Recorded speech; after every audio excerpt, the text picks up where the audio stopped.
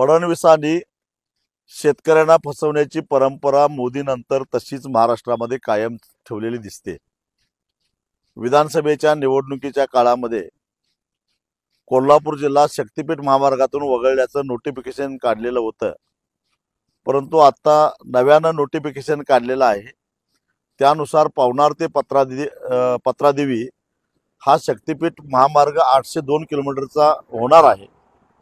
पैकी सांगलीपर्यंतचा मार्गाला शासनानं मान्यता दिलेली आहे आणि सांगलीनंतर शिरोळ, हातकणंगले, कागल, करवीर, आजरा या तालुक्यातील महामार्गाला पर्यायी मार्ग सुचवण्याबद्दल सूचित केलेला आहे। याचाच अर्थ असा की पवनार ते पत्रादेवी हा शक्तीपीठ महामार्ग होणार आहेच।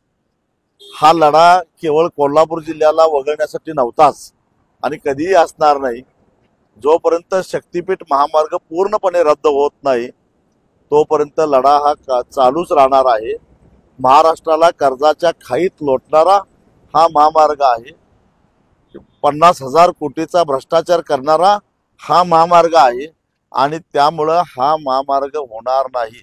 जरी सरकारने 20,000 कोटी रुपयाची तरतूद केली असेल तर माझी सरकारला शिफारस आहे, विनंती आहे, सूचना आहे की आज महाराष्ट्रामध्ये अतिवृष्टी आणि महापुरामुळे ग्रामीण जीवन अस्तव्यस्त झालेलं आहे। जीवावर उदार होऊन आपत्ती व्यवस्थापनाचे कंत्राटी कामगार काम करतात, परंतु त्यांना 4-4 महिने पगार नाही। ठेकेदार आत्महत्या करतायत। 90,000 कोटी रुपयाची ठेकेदारांची बिलं थकीत आहेत। ठिबक सिंचनाचं अनुदान 4 वर्षापासून शेतकऱ्याला मिळालेलं नाही। रोजगार हमीतून ज्या विहिरी काढलेल्या आहेत शेतकऱ्यांनी त्याची बिलं अजून मिळालेली नाहीत। आरोग्य विभागामध्ये काम करणाऱ्या कर्मचाऱ्यांच्या, कंत्राटी कर्मचाऱ्यांचे पगार मिळालेले नाहीत। देवेंद्र फडणवीस जी दिवाळी येणार आहे आणि त्याच्या आधी गणपतीच्या काळामध्ये ती जी 20,000 कोटीची तरतूद केली आहे ही सगळी थकीत बिलं भागवा।